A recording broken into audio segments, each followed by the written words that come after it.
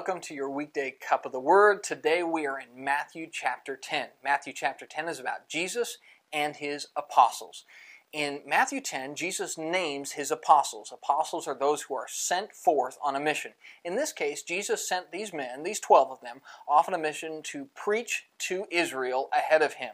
And Matthew chapter 10 begins by explaining the way they were to go preaching. You see, Jesus had a minimal amount of time here on earth to preach, basically 3 years to do all of his preaching. One way that he maximized that time was by sending these apostles ahead of him into cities to see the quality of the city ahead of him.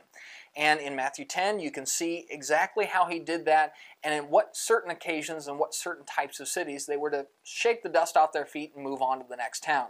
And then on top of that, after that section, he moves on to talk about how they are to be prepared to go before governors and kings and eventually even preach to Gentiles. One of the very first foreshadowings of the New Testament that Jesus' blood sacrifice would pay for not only the Jews' sins, but also for all the rest of our sins too. He continues to tell them that persecution is part of the price of being a servant of God. But don't worry, God will take care of you.